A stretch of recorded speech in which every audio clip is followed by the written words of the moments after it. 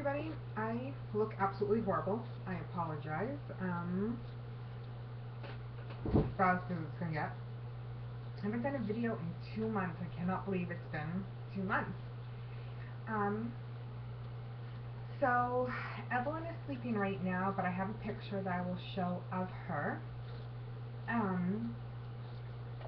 So the whole story behind it is on April Fool's Day, I went onto Facebook and I told everybody that my water broke as a joke. I went and took a nap on the couch, woke up, and I thought that I peed myself, and I was thinking, this is an awful lot of fluid. Oh my gosh, my water just actually broke. My husband wasn't home, I was here by myself. Couldn't get a hold of my husband at first, and then when I did, he was on his way home and he thought that I was joking. I was too scared to move. I thought that she would fall out of me or something. I don't know what I was thinking.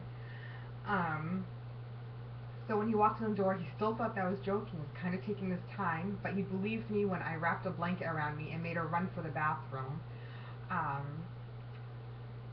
And then I can't remember if I went upstairs or if he did, but I ended up grabbing a pair of sweatpants because I was soaked. I put a pad on, and it felt like every time I took a step, like there was just a gush of fluid that came out. Totally not something I was expecting. My mom's water never broke with any of my sisters, I don't think. Maybe with one of them. So I totally wasn't expecting that. My mom hadn't left her house yet to come up here because I was going to be induced on the 2nd. So I called her and she thought I was joking. Everybody thought it was a big practical joke because I joked around to start with. So we went down to the hospital, and my water did indeed break. And they had to start me on Pitocin because I was not having contractions at all. So we started the Pitocin. 12 hours later and 30 minutes of pushing, my daughter was born.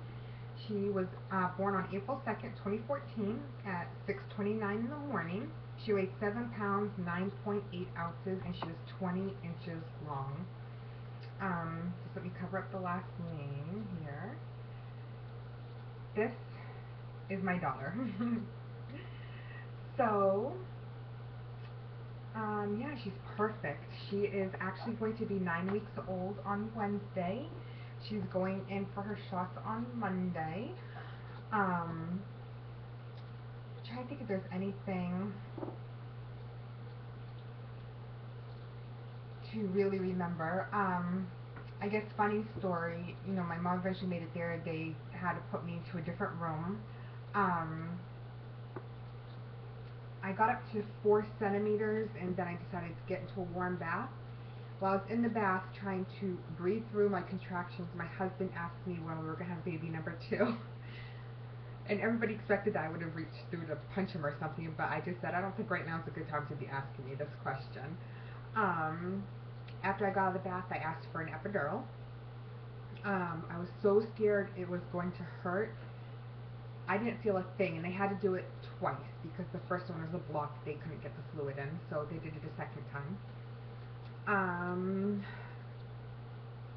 And at that point, that's when my mom and my husband both took a nap. They were having trouble getting Evelyn's heartbeat, so they had to do an internal kind of sensor that they attached to the top of her scalp. My mom was awake for that, and they also did a catheter at that time too. Then everybody went to sleep except for me. I was thinking, okay, I'm just going to look at the news and then I'll take a nap. Well, by the time I was not even done reading the news, I don't know how long it was, I started feeling pain again. And they give you a little button that you can press to get extra medicine from the epidural. So every time that light turned green, I was hitting the button. And eventually I just kept on hitting it. I wasn't even waiting for the light to turn green. And I remember my mom saying, Dee Dee, what are you doing? I said, I'm in pain. It hurts. I said, the epidural's not working. I was thinking that the medicine just stopped working. I didn't know that eventually you're going to feel some pain again. Not as intense as it was before the epidural, but I was definitely feeling a lot of pressure. And I didn't want to wake up my mom or Kevin because they were exhausted. And so I think that's when the nurse came in, and she was saying that my contractions were one on top of each other. Um, and everything happened so quickly after that. I was dilating a centimeter every 15 minutes after I got the epidural. Every 15-20 minutes is what I was told. And I only dilated to 9.5 centimeters. At 8 centimeters, I was telling them I have to push. And I remember I said sorry a lot. Because there's a couple of times your body just kicks in and it just starts doing the stuff. And there was a couple of times I pushed when they told me not to, so I would apologize for that. A little bit of the TMI information is going to come in here. I never had a bowel movement when I was in labor, but I did pass gas, and the one time that I passed gas is when they told me that that was the perfect push. I really started to push her out, so I realized that's how I had to push. Because you don't really know what muscles to use and what you're doing, and you really only have like 2 seconds to take a breath in, and they want you pushing for 20 seconds. At some point my husband woke up and he came over. I don't remember when he came over next to me at all. I remember him yelling at me to push. And then once my mom told me that she could see her hair, and that just gave me the momentum to push again, keep on pushing.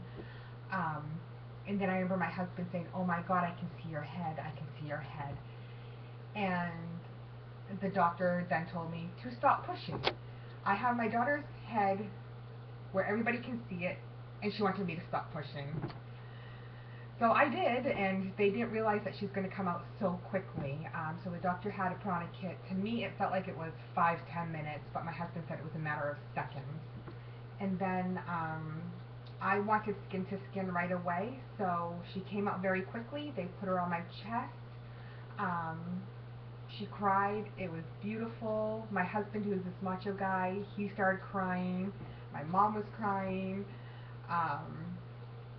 I did end up hemorrhaging, but not horribly. It was not bad at all. They just said because the delivery was so fast that I hemorrhaged a little bit. There is no sense of relief like there is when that placenta comes out too. I thought I'd feel good after she was out. When that placenta came out, I just felt empty, weightless. It was awesome. It was the best feeling. I've never heard anybody mention anything like that before, but it was great. I did end up with some postpartum anxiety, which I had never heard of before. I've heard of postpartum depression, but yeah, there's something called postpartum anxiety, and I had a severe panic attack maybe 2 days after I had her, where they actually had to inject me with an anti-anxiety medicine. I thought it was like the end of the world. It was horrible. I'm not typically like that, so it was really strange to have a panic attack like that. It was weird. And that's when they told me that there is something called postpartum anxiety. It's just a part of your hormones settling down, going back to the way they should be, and I've been totally fine since then. There's been a couple of times I'm like, okay, I think this is the start of a panic attack, but everything's fine. She is totally healthy. We've actually had a modeling agency contact us. They saw her picture from the company that did our newborn photos, and they contacted us, but I did decline it. They were kind of far away. They were up in Canada, and you know, I'm not totally opposed to her doing it, but I'm not totally for it either. What else?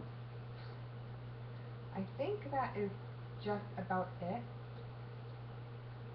I think I hear her talking a little bit, so maybe I'll go grab her. Let me go see if she's awake really quick.